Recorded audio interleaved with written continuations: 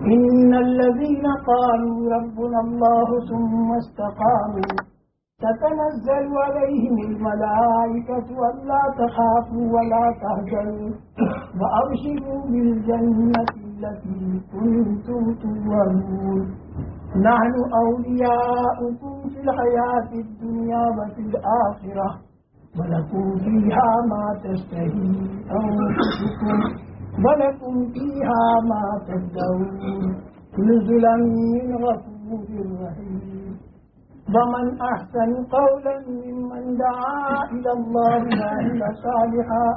وعمل صالحا وقال إنني من المسلمين. میرے محترم دوستوں اور بزرگوں، اللہ جل جلالہ و منوالہ ہر انسان کی دو زندگیاں بنائی. ایک زندگی وہ ہے جو ماں کے پیٹ سے شروع ہوتی ہے اور موت پر جا کر ختم ہوتی ہے، اور اس زندگی کو ساری دنیا جانتی ہے اور اس کا کسی کو انکار نہیں، اس لیے کہ یہ زندگی انسان کو دکھائی دے رہی ہے. لیکن ایک زندگی وہ ہے جو مرنے کے بعد سے شروع ہوتی ہے اور کبھی ختم نہیں ہوتی. یہ زندگی بڑی لمبی چوڑی زندگی ہے، لیکن چونکہ انسان کی نظروں سے اوجھل ہے، اس بنا پر انسان کی توجہ اس کی طرف نہیں ہوتی، اور یہی ساری دنیا کے انسانوں کے بگاڑ کی وجہ ہے. اور جب انسان بگاڑ آتا ہے تو پورے نظام عالم کے اندر بگاڑ آتا ہے. اس لیے کہ انسان اگر بنا تو پورے عالم کا نظام بن جاتا ہے، اور اگر انسان بگڑتا ہے تو پورے عالم کا نظام اس انسان کے خلاف ہو جاتا ہے. چیزوں کا بننا اصل نہیں، اصل انسان کا بننا ہے. چیزوں کے بننے کی تو دنیا بھر کے اندر محنتیں ہو رہی ہیں، اس میں کسی قسم کی کوئی کسر کوتاہی باقی نہیں چھوڑی جا رہی.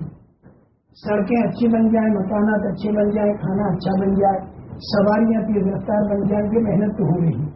لیکن انسان اچھا بن جائے یہ محنت تو نہیں ہو رہی. اصل اچھائی اور برائی انسان کی ہے، چیزوں کی نہیں. چاقو اگر بھلے آدمی کے ہاتھ میں ہے تو پھل کاٹ کر کھلائے گا، اور یہی چاقو اگر برے آدمی کے ہاتھ میں ہے تو رات کو اندھیرے میں کسی کو دکھا کے اور یہ پیسے لوٹ کر چلا جائے گا.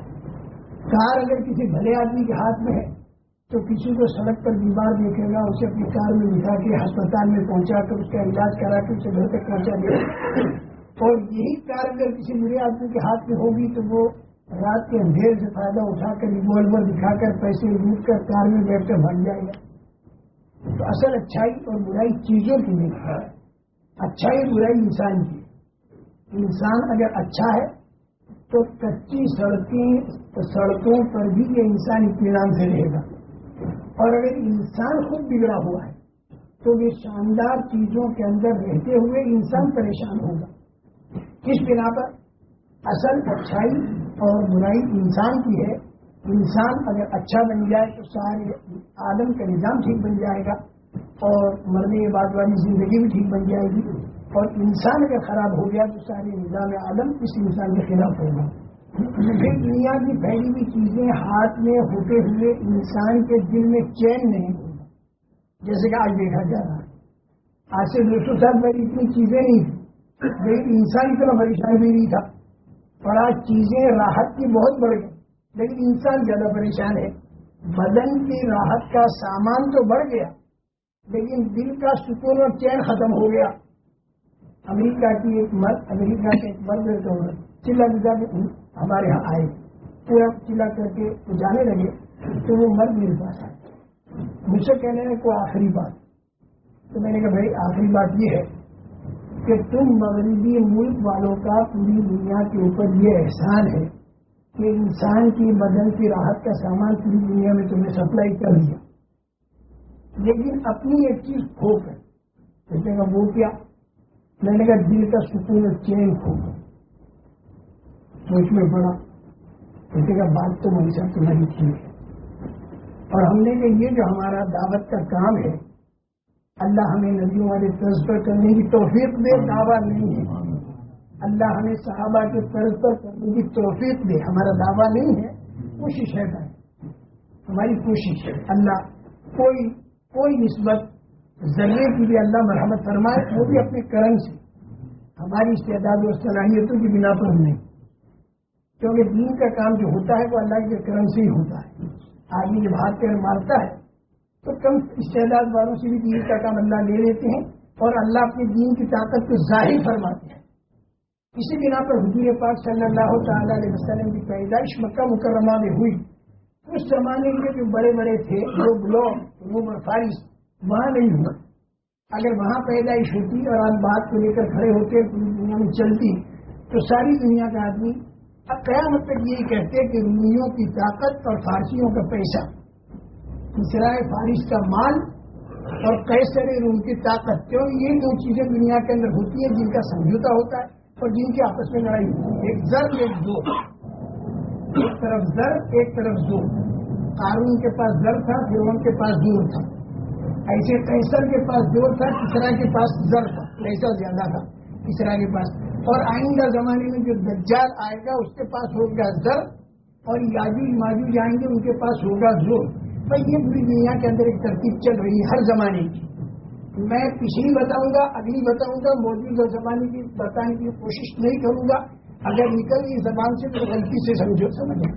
موجودہ زمانے کی میں بتانے کی کوشش نہیں کروں گا. موجودہ زمانے کو سب جانتے ہو مجھ سے زیادہ.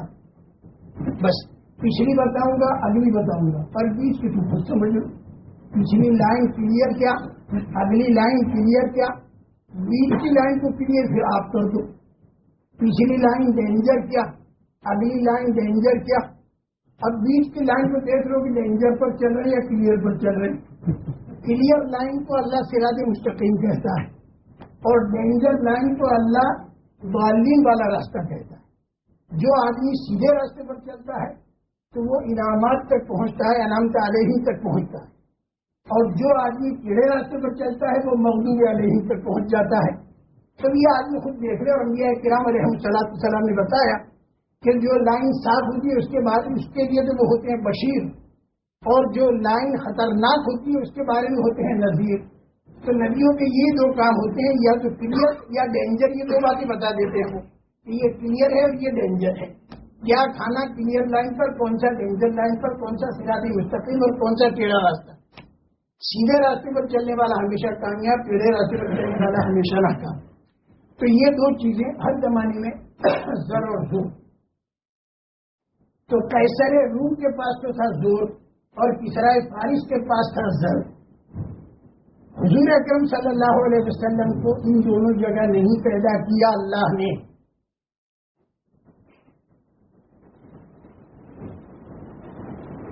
بلکہ ان کو پیدا کیا حضور پاک صلی اللہ علیہ وسلم کو مکہ مکرمہ میں، اور آخری وقت آپ کا گزرا مدینہ منورہ میں. اور یہ علاقہ اس زمانے کے ترقی یافتہ علاقوں کے مقابلے میں ایسا تھا کہ یہاں والوں کے پاس لمبی چوڑی تجارت نہیں تھی، لمبی چوڑی کھیتیاں نہیں تھیں، لمبی چوڑی اس زمانے کے اعتبار سے ترقیات نہیں تھی، اور بالکل پہاڑوں کے سوا، ریتلے میدانوں کے سوا، اونٹوں کے سوا، کھجوروں کے سوا، چند چیزوں کے سوا ان کے پاس کوئی چیز نہیں تھی. اور بالکل سیدھا سادہ علاقہ، بالکل سیدھا سادہ علاقہ اور اخلاق سے پچھڑا ہوا علاقہ اس زمانے کے اعتبار سے تھا. حضور پاک صلی اللہ تعالی علیہ وسلم کو اللہ نے وہاں پیدا کرایا، وہاں سے کام کرایا. کام کی خوب مخالفت ہوئی، اس کے باوجود آپ کام کرتے رہے. پھر مدینہ منورہ بھی جانا پڑا، وہاں پر جا کر بھی خوب کام کی مخالفت ہوتی ہے. خود مکہ والے آ کر لڑتے رہے، بدر میں آ کے لڑے، احد میں آ کے لڑے، خندق میں آ کے لڑے. خندق میں آ کے ان کی کمر ٹوٹی. پھر بھڑاس نکالنے کے لیے حدیبیہ میں ایسی شرطیں لگا دی کہ یہ ساری دنیا میں مشہور ہو جائے کہ مدینے کے مسلمان ان کی ناک نیچی ہو گئی، مکے کے جو بے ایمان تھے ان کی ناک اونچی ہو گئی. لیکن پھر اللہ جل جلالہ نے 2 سال کے اندر ہی مکہ مکرمہ کو فتح کرا دیا اور حضور پاک صلی اللہ علیہ وسلم اپنا کام پورا کر کے اس دنیا سے تشریف لے گئے. اور قیامت تک کے آنے والوں کو بتایا گیا کہ اصلاح کا راستہ قیامت تک یہی رہے گا. گھبرائی مت، چاہے جتنے بھی حالات نامناسب ہو جائیں، لیکن جو طریقہ میں لے کر آیا ہوں وہ طریقہ قیامت تک کے انسانوں کے لیے کافی اور وافی ہے. کسی نئی طریقے کی ضرورت نہیں. اور کوئی یہ نہ سوچے کہ غیر تربیت یافتہ، غیر تعلیم یافتہ، غیر صلاحیت والے لوگ اگر دین کا کام کریں گے تو ان کے ہاتھوں دین کا کام کیسے ہوگا. یہ حضور اکرم صلی اللہ علیہ وسلم نے اپنے زمانے کے لوگوں کے ذریعے ثابت کر دیا اللہ تعالیٰ نے یہ بات بتا دی کہ ایسے علاقے سے جہاں کے لوگ سانپ اور بچھو مار مار کے کھایا کرتے تھے اور جہاں کے لوگ خون پڑا ہوا چوسا کرتے تھے بھوک کی وجہ سے، اور جہاں کے لوگ بیت اللہ شریف کے ننگے طواف کیا کرتے تھے اور اپنی لڑکیوں کو زندہ درگور کیا کرتے تھے، ایسے علاقے میں حضور پاک صلی اللہ علیہ وسلم نے دین کا کام کیا اور پوری دنیا میں چلا، اور کسرا نے اس کا لوہا مانا، قیصر نے اس کا لوہا مانا، گھٹنے ٹیک دیے، اور کسرا کے بعض رشتے دار اسلام کے اندر داخل ہوئے، اور ایسے ہی قیصر کے لوگ بھی اسلام کے اندر داخل ہوئے، اور خود قیصر بھی مشورہ کرنے لگا اپنے بڑے بڑے پادریوں کے ساتھ، اپنے بڑے بڑے آدمیوں کے ساتھ کہ دیکھ لو یہ خط آیا ہے حضرت محمد صلی اللہ علیہ وسلم کا، اور حضرت عیسیٰ علیہ السلام نے جس نبی کے آنے کی خبر دی تھی کہیں یہ وہ تو نہیں۔ یہ مشورہ کیا، بہت قریب ہو رہا تھا، اس کے جملے بڑے عجیب و غریب ملتے ہیں، ادب کے جملے ملتے ہیں، اگر میرے بس میں ہوتا تو میں آ کر آپ کے پیر دھوتا، یہ اس کے جملے ملتے ہیں، لیکن ماحول نے اس کے ساتھ نہیں کیا، اور وہ اقتدار کی حوث، وہ اقتدار کی جو حوث ہوتی ہے نا زور کی، بس اس زور کی حوث اور اقتدار کی حوث نے اسے اسلام سے محروم رکھا، لیکن گھٹنے تو اس کے تھے، گھٹنے تو اس کے تھے، کسرا نے گھٹنے نہیں کیا، کہتے تھے اللہ نے اس کے بھی ٹکوا دیے، اللہ نے کسرا کے گھٹنے بھی ٹکوا دیے، دین کی طاقت ظاہر ہوئی۔ دنیا کی ساری طاقتوں میں بڑی طاقت وہ ہے کہ خدا نے دین میں رکھی، اس لیے دنیا کی جتنی چیزیں ہیں ان میں اگر کوئی طاقت ہے تو وہ مخلوق والی طاقت ہے، اور خدا کے دین میں اگر کوئی طاقت ہے تو وہ اللہ والی طاقت ہے، اس لیے کہ وہ اللہ کی طرف سے دیا گیا ہے، اور دین اللہ کو محبوب ہے، دین میں محبوبیت ہے، دین میں جاذبیت ہے، دین میں کشش ہے، دین میں طاقت ہے، دین میں قیمت ہے، ساری خوبیاں دین میں ہیں، بشرطے کہ دین حقیقتاً ہو، صرف ڈھانچہ نہ ہو، جاندار دین ہو، تو پھر کتنے غلط طریقے ہوں گے وہ خود بخود ختم ہوتے چلے جائیں گے۔ اگر صحیح طریقہ وجود میں آ گیا، صحیح طریقے کے وجود میں آنے کے بعد غلط طریقے خود ختم ہوتے ہیں، کہ ختم کرنے کی ضرورت نہیں پڑتی، اندھیرے کے ختم ہونے کے لیے صرف اجالے کا آنا کافی ہے، اور جتنا زیادہ اندھیرا ہوگا، تھوڑا سی اجالا بھی اگر وہاں پر ہو جائے تو لوگ اس طرح متوجہ ہو جائیں گے، بالکل اندھیرا اور ایک ٹمٹماتا چراغ اگر کہیں جلا دوں تو دور سے بھی آدمی دکھائے گا کہ یہاں روشنی ہے، تو سب اس کی طرف متوجہ ہو جائیں گے، پھر کہیں گے تھوڑا سا روشنی ہمیں بھی دے دو، میں چلانی تو بھی اپنی موم بتی، اب وہ موم بتی لے کر جہاں جہاں جائے گا تو لوگ کے بھی اس کے بعد نور ہے، چوڑ اس کے بعد تو سب اس کی طرف متوجہ ہو جائیں گے۔ تو اسی طریقے سے غلط طریقے دنیا میں اس وقت تک چلتے ہیں جب تک صحیح طریقہ عملاً وجود میں نہ، صرف کتابوں میں ہو یا تقریروں میں ہو، لیکن اس کا وجود عملاً نہ ہو، تو پھر لوگ غلط طریقے پر چلتے رہیں گے۔ ورنہ جہاں تک کتابیں پڑھ کر یہاں کے بسنے والے لوگوں کا جو ذہن ہے وہ یہ ہے کہ سب سے بہترین طریقہ وہ ہے کہ حضور پاک صلی اللہ علیہ وسلم لے کر تشریف لائے کہ انہوں نے کیسوں کو کیسا بنایا، یعنی کیسوں کو کیسا بنایا حضور اکرم صلی اللہ علیہ وسلم نے۔ آپ انداز لگاؤ کہ یہ قبائل جو وہاں پر آباد تھے ان کی لڑائیاں ہوتی تھی، اور بات کیا ہوتی تھی، میرے گھاٹ پر تیرے اونٹ نے آ کر پانی کیوں پیا، اس پر دو قبیلوں کی لڑائی ہوئی اور دونوں قبیلے ختم ہو گئے، ایک آدمی اس قبیلے کا ایک آدمی اس قبیلے کا باقی رہا، انہوں نے آپس میں مشورہ کیا کہ میرے گلے پر تیری تلوار، تیرے گلے پر میری تلوار چلا دے تاکہ دنیا میں نام ہو جائے اپنا کہ بھی جان دی، اور اگر ہم لوگوں کا ایک بچ گیا تو وہ بدنام ہوگا کہ دیکھو سب جان بچا لایا، اس بنا پر ہم بھی ایک دوسرے کو قتل کر دے تاکہ اپنا نام ہو جائے کہ جان دی دی گائے پر پانی کے بعد، ایسے لوگ تھے۔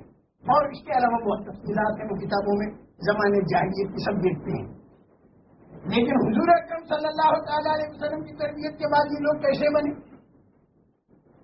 آپ کی تربیت کے بعد یہ لوگ کیسے بنے، کیونکہ یہ ہمارے مغربی ملک والے لوگ اندھے نہیں، یہ ساری چیزیں دیکھتے ہیں، کیسے بنے۔ ایک دو قصے سنا دوں۔ ہرمزان ایک آدمی تھا، بہت خطرناک قسم کا، بہت وعدہ خلافی کی، بڑے بڑے صحابہ کو اس نے شہید کیا، پکڑا جاتا نہیں تھا، ایک مرتبہ گرفتار ہو گیا تو اس نے کہہ دیا جیسا حضرت عمر میرے بارے میں فیصلہ کریں، پکڑ کے مدینہ منورہ لایا گیا، مدینہ منورہ جب وہ آیا تو حضرت عمر نے اس کی باتیں گنوائی کیا، تو فلاں وعدہ خلافی کی، تو فلاں وعدہ خلافی کی. بڑا بہادر آدمی تھا، بہت ہی بہادر تھا. حضرت عمر نے ساری اس کی باتیں گنوائی. اس نے پانی مانگا، ہاتھ تھرا رہا تھا. حضرت عمر نے کہا ڈر مت، پانی پی. یعنی پانی پینے تو مارے گا نہیں. پانی پی لیا. اس کے بعد جنگلات کو حکم دیا کسی ختم کرو. اس کے ایسے شریر کو ختم نہیں کرنا چاہیے. ان کے اتنوں کو وعدہ خلافی کر کے مارا، دھوکے نہیں کر. حضرت انس تھے لانے والے، عمر میں تھے چھوٹے، انہوں نے حضرت عمر سے کہا حضرت اب آپ نہیں مار سکتے. فرمایا کیوں؟ عرض کیا کہ اس لیے کہ آپ نے زبان سے اسی میں کہہ دیا کہ مت ڈر، اور یہ مت ڈر جو ہے یہ امن کا جملہ ہے، اور مسلمان کسی کو امن دے کے پھر قتل نہیں کیا کرتے. حضرت عمر نے کہا تم نے رشوت تو نہیں لی؟ میں پکڑ کے لایا، رشوت نہیں دی، یہ شرعی حکم ہے. ان کا لاؤ گواہ لائے. حضرت زبیر کو بڑی عمر کے تھے، انہوں نے جا کے یہ کہا یہ امن کا جملہ ہے. حضرت عمر نے موقف کر دیا. آپ انداز لگائیے، جو قوم پانی کے گھاٹ پر لڑتی تھی وہ قوم اتنے بڑے قاتل تو صرف حکم الہی کی رعایت اور عظمت کے اندر اتنے بڑے قاتل کو چھوڑ رہی. حضرت عمر چھوڑ رہے. اس کا اثر ہو جان پر پڑا اور اسلام کے اندر داخل ہو گیا. نہیں اس سے کرنا. جب یہ قصے لوگ کتابوں میں دیکھتے ہیں، اس ملک کے رہنے والے، ساری مغربی ملکوں کے رہنے والے حیرت کر جاتے ہیں کہ کیسوں کو کیسا بنایا. اس مذہب اسلام نے کیسوں کو کیسا بنایا. حضور پاک صلی اللہ علیہ وسلم کے طریقے نے کیسوں کو کیسا بنایا. ایک اور سنا دوں. حضرت علی رضی اللہ تعالیٰ عنہ کی زرہ گم ہوئی، ایک یہودی کے ہاتھ میں آئی، قبضہ کر دیا. حضرت علی نے اس سے یہ زرہ نہیں ہے، یہودی نے انکار کر دیا. حضرت علی خلافت کا دور ہے، پوری میجورٹی طاقت ان کے ہاتھ میں ہے، جیسے حضرت عمر کے ہاتھ میں تھی نا. اور سلوچان دیکھا کہ پوری ان کی میجورٹی میں میں ہوں، ان کی اکثریت میں میں ہوں، اور ان کے پاور اور ان کی طاقت کے بیچ میں میں ہوں، لیکن صرف حکم الہی کی رعایت کو مجھے چھوڑ دیا. یہ حضرت علی کا زمانہ تھا. چاندہ مار کے بھی لے سکتے تھے اپنی زرہ، کسی سے پٹوا کے بھی لے سکتے تھے اپنی زرہ. حضرت علی نے بالکل نہیں. میں کہتا ہوں میری ہے، تو کہتے ہیں نہیں ہے، تو چلو کچہری قاضی فیصلہ کرے گا. جو شرعی قاضی ہے وہ فیصلہ کرے گا. وہ قاضی شرح تھے، وہاں تشریف لے گئے. قاضی شرح نے اپنے پاس بٹھانا چاہا. حضرت علی نے کہا اس وقت میں ایک مدعی بن کر آئیں گے، مدعا علیہ ہے، اس بنا پر میں قاضی کے سامنے کھڑا رہوں گا. چاہے امیر المومنین ہیں حضرت علی، لیکن قاضی کے سامنے کھڑے ہیں، ایک مدعی کھڑا رہتا. حضرت علی نے دعویٰ کیا کہ یہ میری ہے. اس نے انکار کر دیا کہ نہیں ہے، یہودی نے. تو قاضی نے کہا کہ شرعی فیصلہ یہ ہے کہ حضرت علی آپ کے ذریعے 2 گواہ کا لانا ہے. 2 گواہ اگر لاؤ تو یہ آپ کی ہے، تو پھر میں فیصلہ دے دوں گا. اور اگر آپ 2 گواہ نہیں لاتے تو میں اس یہودی کو قسم کھلاؤں گا، کیونکہ گواہی تو مدعی کے ذمے اور قسم جو ہے مدعا علیہ کے ذمے. تو پہلے آپ 2 گواہ لے آؤ تو میں فیصلہ تمہارے حق میں دوں گا. حضرت علی 2 گواہ لائے، ایک تو اپنا صاحبزادہ اور ایک اپنا غلام. صاحبزادہ کے اب انداز لگو، یا امام حسن یا امام حسین رضی اللہ تعالیٰ عنہما، ایسا گواہ. ارے غلام. قاضی شرح نے کہا کہ شرعی مسئلہ یہ ہے کہ باپ کے حق میں بیٹی کی گواہی قبول نہیں ہوتی. اس بنا پر کس بیٹی کی گواہی آپ کے حق میں قبول نہیں ہوگی، چاہے ساری دنیا کے حق میں قبول ہو، آپ کے حق میں قبول نہیں ہوگی. یہ شرعی فیصلہ ہے. لہٰذا یہ گواہ تو آپ کا معتبر نہیں، یعنی آپ کے حق میں شریعت کے بعد یہ پکا سچا صحیح بات ہے. پھر شریعت کے اعتبار سے ان کی گواہی آپ کے حق میں قبول نہیں ہوگی. آپ جا کے دوسرا گواہ لیں. حضرت علی نے کہا کہ بھائی اور گواہ میرے پاس ہے ہی، بھائی یہی 2 ہیں.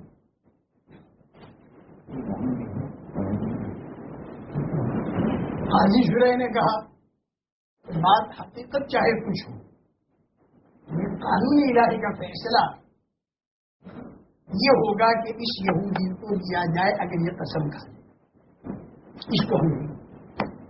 اب آپ انداز لگائیں، 4 سچوں کے بیچ میں ایک جھوٹا، حضرت علی سچے، جو قاضی شرح جانتے تھے بھائی ایسا ہو کے نیچے بیٹھ لو، اگر یہ آن بھی ہے ذرا دیکھ لو، بند ہے آواز کیوں نہیں؟ حضرت علی سچے، حضرت علی سچے، ان کے صاحبزادے سچے جو جنت کے نوجوانوں کے سردار ہیں، اور حضرت علی سچے، قاضی شرح بھی سچا، جانتا ہے حضرت علی جھوٹ بھی بول رہے وہ بھی جانتا ہے، اور غلام بھی سچا۔ یہ 4 سچوں کے بیچ میں ایک یہودی جھوٹا، لیکن شرعی فیصلہ یہودی کے حق میں ہو رہا، اور پوری طاقت حضرت علی کی ہے کہ وہ خاموش، ان کا جو شریعت کا فیصلہ مجھے منظور، اور وہ زیر یہودی کو دی جانے میں لے لے یہودی یہ زیرت کو لے۔ اس بات کو اس نے دیکھا تو اس نے محسوس کیا کہ کتنے انصاف والے یہ لوگ ہیں، اور اللہ کے حکم کی کتنی عظمت ان لوگوں کے دلوں میں ہے، اور یہ ظاہر داری والے لوگ نہیں ہیں، نفس پرست لوگ نہیں ہیں، یہ خدا پرست ہیں۔ فوراً اس نے وہیں پہ کلمہ پڑھ لیا۔ جب اس نے کلمہ پڑھ دیا، کلمہ پڑھ کے اس نے کہا کہ سچی بات یہ کہ زیرہ آپ کی اور لیجیے آپ کی زیرہ، اس نے اقرار کر دیا۔ حضرت علی رضی اللہ تعالیٰ عنہ نے کہا کہ زیرہ کوئی اصل چیز نہیں تھی میرے نزدیک، میرے نزدیک تو یہ چیز تھی اصل کے حکم الہی کے ہمارے ہاں کتنا احترام، لہذا یہ زیرہ میں تجھے بطور ہدیے کے واپس دیتا ہوں، اور اس کے ساتھ میں تھوڑا ہدیہ اوپر سے بھی کر دیا اسے، یہ اور دے۔ ہم لوگوں کے یہاں دنیا ایسی عظیم الشان چیز نہیں ہے، ہمارے یہاں تو دنیا مچھر کے پر کے برابر ہے، اس کی کوئی حیثیت نہیں۔ ہمارے ہاں تو اللہ کے بتائے ہوئے، رسول کریم صلی اللہ علیہ وسلم کے بتائے ہوئے جو طریقے ہیں اور جو اعمال ہیں وہ قیمتی ہیں۔ چیزوں کا بھاؤ تو بازاری آدمی دے گا، لیکن اعمال کا بھاؤ اللہ دے گا، رب کی شان کے مناسب دے گا۔ اور ایک عمل کلمہ ایمان جسے کہتے ہیں، اس کا بھاؤ اللہ کے یہاں اتنا زیادہ ہے کہ ساری دنیا سے 10 گنا بڑی جنت اس کو مل جائے گی۔ چھوٹے میں چھوٹی جنت جو اللہ نے بنائی ہے وہ پوری دنیا سے 10 گنا بڑی جنت ہے جو اسے مل جائے گی۔ جب اعمال کا بھاؤ اتنا ہے تو ہم اعمال کو خراب نہیں کریں گے چیزوں کی وجہ سے، ہم چیزوں کو قربان کریں گے اعمال کی وجہ سے، اس لیے یہ چیزوں کی وجہ سے ہم اپنے اعمال کو خراب نہیں کیا کرتے۔ جب یہ چیز مغربی ملکوں کے رہنے والی سارے واقعات کو پڑھتے ہیں تو ان کے ذہن میں بالکل یہ بات بیٹھتی ہے کہ سب سے بہترین طریقہ وہ ہے جو حضرت محمد صلی اللہ علیہ وسلم کے دنیا میں تشریف لائے، اور اسلام ہی سے انسان میں انسانیت آتی ہے، لیکن معاف کرنا ساتھ میں ذہن اور بنتا ہے، وہ یہ کہ یہ اسلام کا طریقہ صرف پہلی صدی کے لیے تھا، یہ ذہن ان کا بنتا ہے۔ اور دلیل کیا ہوگی؟ دلیل یہ کہ 14ویں صدی میں اگر اسلام عمل کے قابل ہوتا تو سب سے پہلے اس پر مسلمان عمل کرتا۔ یہ مسلمان تو اسلامی طریقے پر عمل نہیں کر رہا، بلکہ یہ تو ہمارے طریقے پر چل رہا ہے، تو ان کے یہاں یہ چیز ثابت ہوتی کہ 14ویں صدی میں بہترین طریقہ وہ ہے جو مغربی ملکوں سے چلا، اور پہلی صدی میں بہترین طریقہ وہ ہے جو حضرت محمد صلی اللہ علیہ وسلم نے بتایا۔ یہ ان کا ذہن بنتا ہے، اور یہ غلط ذہن بنا، اور کس وجہ سے؟ معاف کرنا ہماری اور تمہاری وجہ سے، ہماری اور تمہاری وجہ سے، کیونکہ آج کے مسلمان نے اسلام میں سے صرف اتنا حصہ تو لے لیا جو اپنی طبیعت کے موافق تھا، اتنا تو لے لیا، اور جتنا طبیعت کے خلاف تھا وہ طریقہ دوسروں سے لے لیا۔ شادی کے اندر طریقہ اسلام کا مسلمان نہیں لے رہا۔ اسلام اگر جا کر شادی کے موقع پر کہے کہ بھائی دیکھو یہ طریقہ اسلامی نہیں ہے جو تم اختیار کر رہے ہو، تو یہ مسلمان اس اسلام سے یوں کہہ دیتا ہے کہ اسلام یہاں آ کر تو شادیوں میں دخل مت دے، یہ ہمارا نجی معاملہ ہے، تو چلا جائے یہاں سے۔ تجارت میں اگر اسلام اگر مشورہ دے کہ دیکھو سودی کاروبار حرام ہے، دیکھو رشوت حرام ہے، تو مسلمان کہے گا دیکھ اسلام تو یہاں سے چلا جا، اور تو ہمارا سر پھوڑی مت کر، یہ ہمارا نجی معاملہ ہے۔ اور گھر کے معاملے میں اگر آ کر اسلام کچھ کہے، لباس کے معاملے میں آ کر کچھ کہے، تو میں نے دیکھی ہے لباس، چہرہ، کھانا پینا، शादी, तिजारत, ये सारे हमारे निजी मामलात हैं।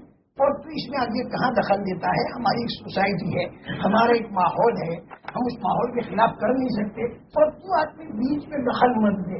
बस तू तो मस्जिद के अंदर पढ़ा रहे और हम दिन में 5 मरतबा तेरी मुलाकात करेंगे। और अगर हम ज्यादा मशगूल हो गए तो फिर जुमे के दिन आकर जामे मस्जिद में तेरी मुलाकात करेंगे।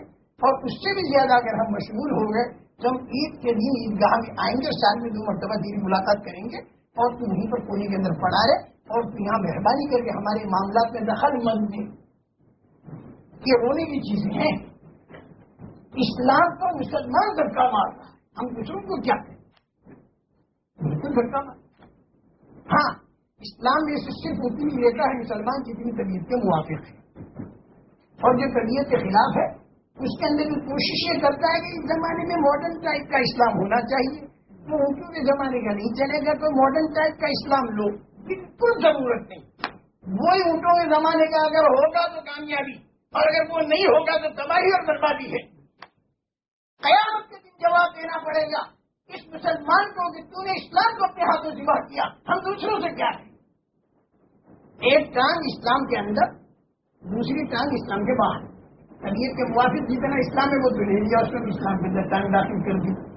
अल्लाह कहता है कुलू अशरबू, खाओ पियो, क्या बहुत अच्छा, अल्लाह तेरी मानेंगे इसमें। अल्लाह कहता है फनकिहू मा ताब लकुम मिन निसा, शादियां करो, बहुत अच्छा, अल्लाह हम शादियां भी करेंगे। अल्लाह ने कह दिया मीरास का हुक्म दे दिया तो बहुत अच्छा, अल्लाह मियाँ बाप मर गया उसका हिस्सा मिलेंगे। तो जितना तबीयत के मुवाफिक इस्लाम मिला उतना तो ले लिया, और जितना तबीयत के खिलाफ इस्लाम है उस इस्लाम को छोड़ के दूसरों का तरीका ले लिया। तो गोया एक टांग इस्लाम के अंदर, दूसरी टांग इस्लाम के बाहर। और अल्लाह क्या कहता है? या अय्युहल्लज़ीना आमनू दुखुलू फिस्सिल्मी काफ़ा, ऐ मुसलमानों इस्लाम में पूरे के पूरे दाखिल हो जाओ। ये एक टांग अंदर एक टांग बाहर, ये ठीक नहीं। अच्छा, अब ये जो हमारा तबलीग का काम है ये क्या है कि मुसलमान की जो टांग इस्लाम के बाहर हो गई, कोशिश करके उसकी खुशामद करके उसके पैर पकड़कर अपनी टोपी उसके पैरों पर डालकर तकलीफ उठाकर और उसकी उस टांग को इस्लाम के अंदर दाखिल कर।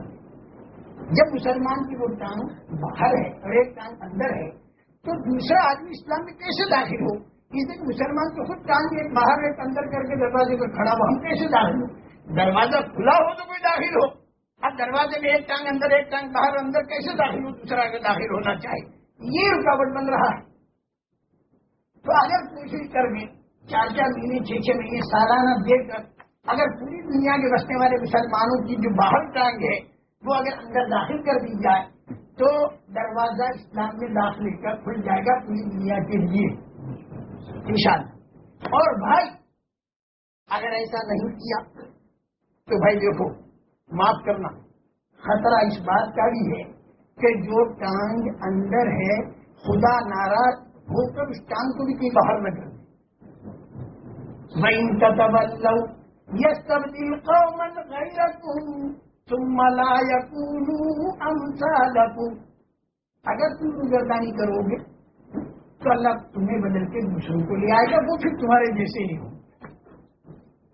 या अय्युहल्लज़ीना आमनू मन यर्तद्दा मिनकुम अन दीनिही फसौफ यातिल्लाहु बिक़ौमिन युहिब्बुहुम व युहिब्बूनहु अज़िल्लतिन अलल मुमिनीना अइज़्ज़तिन अलल काफ़िरीन युजाहिदूना फी सबीलिल्लाहि वला यखाफूना लौमता लाइम ज़ालिका फ़ज़्लुल्लाहि यु'तीहि मन यशा वल्लाहु वासिउन अलीम।